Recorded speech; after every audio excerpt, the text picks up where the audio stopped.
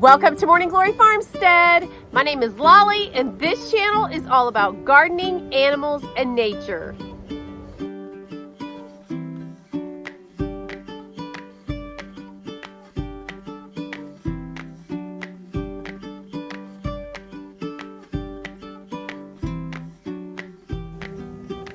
Y'all, this is why I added on the second patio on the other side of the sunroom, because I just have too many cats and dogs who like to enjoy the catio, and there's really not enough room for all of the green stalks.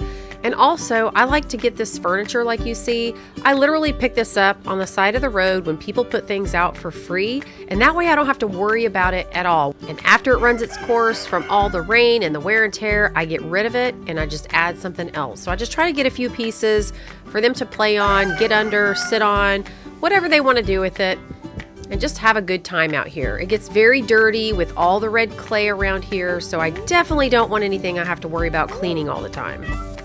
Y'all, don't forget, in the description box, I've got a link and a code for you to get 10 bucks off any of your GreenStalk orders. Y'all, this time of the year is the season that just keeps on giving. It's like every week there is something new blooming with new colors and more variety, and it is just so beautiful. Y'all, in my last video, I showed you the eastern bluebird babies. I'm about to show you the chickadee babies, which I tried to get a glimpse of while the parents were hanging out. Y'all, they have some awesome parenting skills. So here's the birdhouse. By the way, y'all need to keep the dimensions right if you make them for the survival of the birds. That's a whole nother thing. But here they are. And if you look around the right and kind of near the bottom, you see the white fuzzy stuff? Well, guess where that came from, you guys? I told y'all I put that bag out front with all the dog hair and the cat hair, and that's what that is. Every year they get hair out of that bag and they take it to the nest, and it adds a little padding. It's something soft in there. It's a filler, and they love it. Now, while I was out there, here's the birds. Well, here's one of them patiently waiting, and they're talking to each other. And now they've got the food. She's going in to check it out and see if it's safe. And she comes out and she goes and tells him. She's still got the food in her mouth. She's like, the coast is clear. She's letting him know she's going to go in and feed the babies now. And y'all watch how fast he swoops in when she comes out. Watch this. You got to watch it. I just thought it was so amazing. So here she comes. And look, he is in to watch those babies to make sure they're safe. I love it. And they do share the responsibility of who feeds those babies. I love that too. I don't know if you guys have this where you are, but the days vacillate nonstop between cloudy and overcast and sunny. You think it's going to be a sunny day, and then all of a sudden it's cloudy. But look at this wind, you guys. I don't know if you can really tell. It's super windy. I had to turn the volume down on the wind in the video just so that I could talk, so that you guys could hear me. If I zoom in back there on that tree line, you can see how the wind is really blowing the tops of those trees. It is beautiful to watch and to listen to. It just doesn't work well for audio on the video. This chipmunk was sitting by the rocket stove for a long time staring at the cat through the storm door, and then figured out it felt safe enough to go get a drink of water. I leave these bowls outside. They get filled with rain and leaves and dirt sometimes, and then I just clean them out. They need to be able to get a drink too. Well, today we had a little family powwow, and my brother John and Pops came over and got the tiller, the lawnmower, and this generator on this trailer so that we can try to get it taken care of. And right here is where I had to interrupt the work and tell my brother how much I love his beard that's growing in because it's so full. Y'all, these generators are super heavy, and we were trying to figure out how to use that dolly to get it up that. And in the end, after all the shenanigans, we ended up just picking it up, the three of us, and getting it up on there. That was just faster. The lawnmower is the one we always use. It's the riding lawnmower that Dad rides all the time here to help out. It needs some love. The engine's leaking oil and things like that. Now, the tiller and the generator won't even start. So we're going to take it and just see if there's somebody that can actually fix it. And if they can, that'll be awesome, because that means I've got a Honda generator and also a tiller that's bigger so that I don't have to fight like I did with that little one that I borrowed from my daughter, if y'all watched that video. I'm so grateful to have their help. And y'all, you know, because I have limitations, I really do need a little bit of help sometimes. And Dad is super awesome to come over and help a lot. I keep telling y'all, he's 84, but it just blows my mind how much stuff he can still do. All right, let's do a quick run through on these green stalks again that I've started. Y'all know I'm still waiting on some to go to seed. I've got a lot of tiers that still have to have some work done in order to start planting. I just hate to waste all those seeds. So I'm trying to be patient, give them time to go to seed, but we'll see how long I can wait. I may end up just pulling some of them out. All right, the strawberries are definitely coming in, but there are some half-eaten ones again. I'm gonna have to start harvesting them early.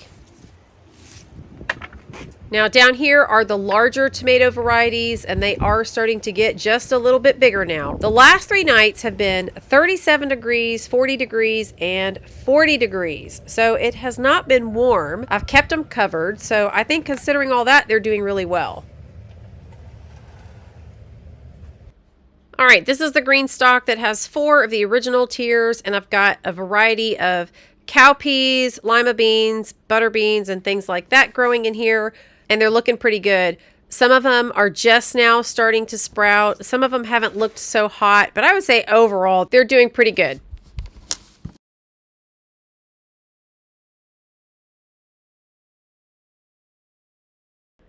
All right, and here we have the smaller tomato varieties, the cherry tomatoes. Y'all, I love growing stuff from seed because it is amazing to see how they go from this to something you can actually eat. Y'all, some of these grow faster than others, but I don't really worry about it too much. I think that just comes with the territory because we've got different varieties growing. Hey, just really quick, I wanted to address this. I've had a few people ask me if I grow everything from seed or specific things from seed. The only thing that I have not grown from seed are my sweet potatoes, strawberries, and garlic. Everything else, tomatoes, peppers, whatever, I start from seed. And here are the leafy greens. And y'all, it's always fun to grow these because they're way faster than tomatoes and peppers, and you really get to see the fruit of your labor much quicker. I noticed on the different tiers, I'm starting to see the shapes, and I can tell which ones are kale, which ones are bok choy, etc.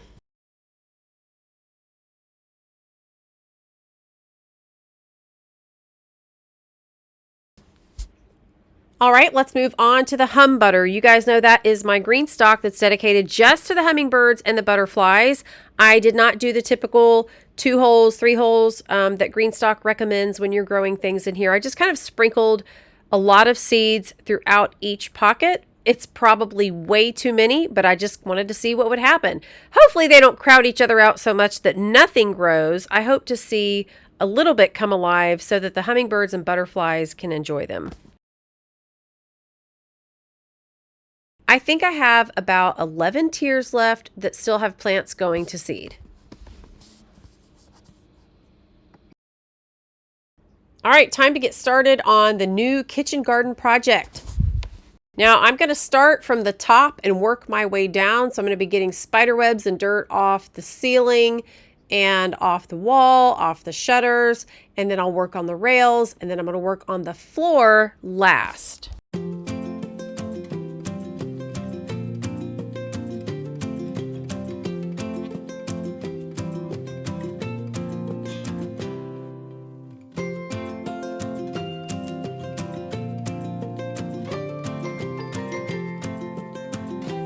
If you guys are new, I do have lymphedema related to cancer treatment, and it's never going to go away. It's progressive, so you'll see the left side of my body is bigger. That leg weighs a ton. It's a lot bigger. It's going to keep getting bigger, but I'm just saying that because some people are new to my channel and they may notice it, so I just want to go ahead and address it. I'm very open about my limitations, my health issues, my lymphedema. And so I hope that, some people find that they can relate to that, or that it makes them feel, okay about their limitations, that I still do everything I do, even with some very critical health issues.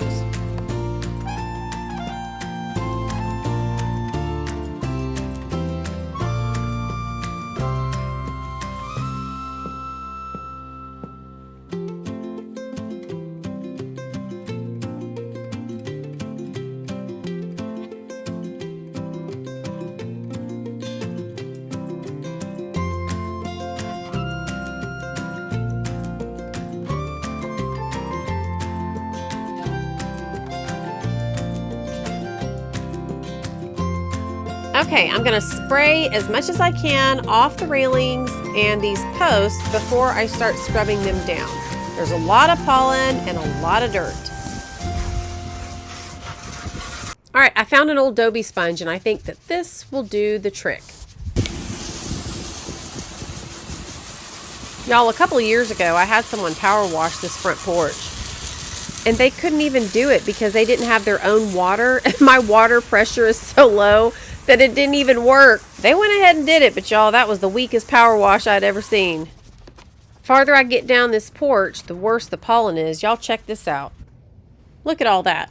And look at the difference over here. Man, it's going to be nice to get this off. For those of you who didn't see the last video, the goal of this is to make a kitchen garden using railing planters that I got to go over this railing. So I got 6 of them because I found out that there's plenty of leafy greens and herbs that you can grow in a partially shaded area. And so that's what I plan on doing. This is the low budget kitchen garden. All right, y'all, I'm always making executive decisions, and today's is I'm not messing with those railings, the ones that go up and down, the vertical rails or the bottom of the railing. That's too much work. I've already got to do the floor of the patio, and that is going to be a lot of work, and I have to be really careful not to overdo it or I'm going to get really sick. So I'm going to have to just take it easy and see how this goes. This is a massive undertaking for me. I really don't have the greatest tool for this, so what I'm going to do is just spray off what I can of the pollen that's loose, and then I'm going to go over it with kind of an oversized commercial broom that I have and just see if I can scrape some of it off. I figure if I can get any of it off, it's going to look better than it did before, whether it's perfect or not, and nobody else is going to be up here really looking at it besides me. Oh, look at this. And I told you in the last video, I'm allergic to everything on my property and all my cats and dogs. Look at all that pollen. That's got to go. Y'all, this doesn't look like hard physical or manual labor, but let me tell you, I'm feeling it because you have to keep scraping with this broom and it's really hard to put enough pressure to get it off. So I keep trying it from 2 different directions, scrubbing it straight and then sideways and whatever just to see what I can get off. And I have a feeling a break is coming after this.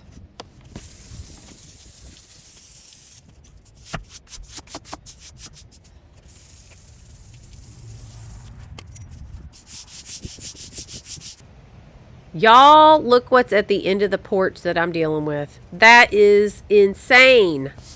There's no way I'm going to get all that off, but I can get a good bit of it off. Maybe I'll even be able to see the brick under there.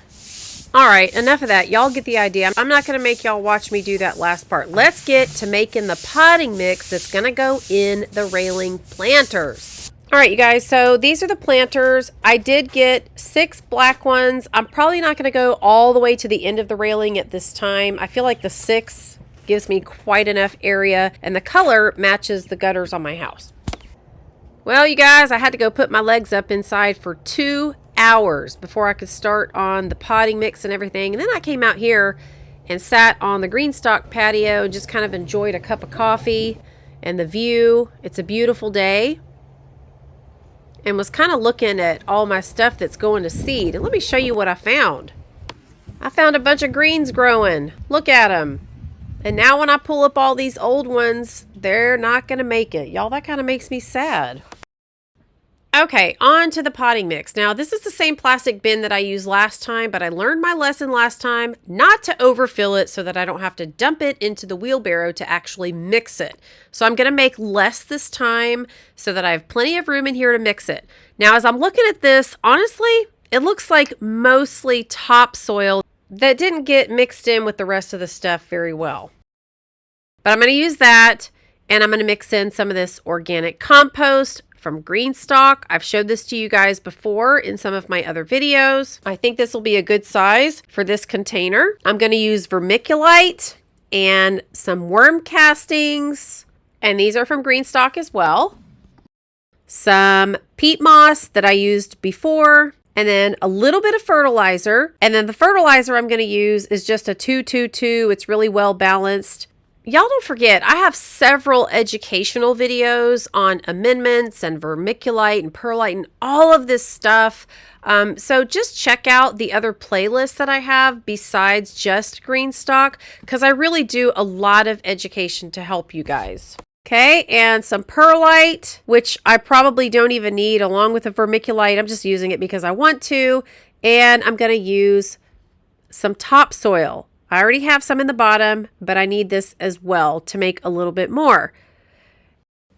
I'm just loosening this up with a wooden spoon, actually, so that when I add the peat moss, it's easier to mix it up. And the reason I'm adding the peat moss first is just because that's the bulk of what this is going to be. And so I want to get these two mixed up really well before I add the other amendments. All right, I'm adding the peat moss first, and I'm going to be wetting it really good because it flies everywhere. And remember, today is extremely windy, which makes it 100 times worse. So I'm going to keep wetting it as I go. It's one of those things, you wet it, you stir it, and then it's like dry again, and you just have to keep wetting it until it's under control. Now, you don't have to wet it. I mean, obviously that's my preference, but it just helps it not fly away so easily, and it keeps me from breathing it in. But if you're not going to use any kind of water, I would definitely suggest wearing a mask so that you're not inhaling it. And here you can see the difference between the color in the peat moss and the topsoil. And I'm just going to mix it up really good, and I'm going to add some more topsoil as well.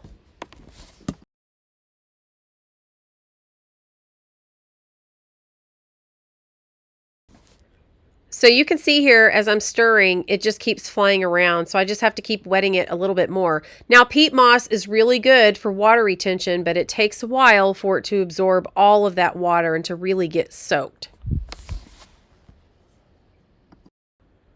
All right, so I'm going to mix it up with a shovel really quick before I add the rest of the amendments. Okay, so you can kind of see what it looks like with just the topsoil and the peat moss. Let's add the rest. Okay, first I'm going to add the fertilizer. And then the vermiculite. Next is going to be the perlite. Looks like those little tiny styrofoam balls. We've got worm castings, which are an additional source of nitrogen. And then I added the compost, and look what I found. Every time I get something from GreenStalk, I find a worm, and that's a great sign, you guys. All right, time to get all of this mixed up so that it will be ready to go in the railing planters. Got in there again with that wooden spoon just to make sure stuff was really stirred up well. I can mix it just a little bit better with that wooden spoon. Hey, y'all know what time it is? Quitting time. I am fried. Woo! That is it. All right, guys, I'm feeling pretty good about today. I made a lot of progress, and as usual, I thank you so much for hanging out with me today. I'll see you real soon in the next video where I continue to work on all of these projects, and you guys have a great couple of days. Bye-bye.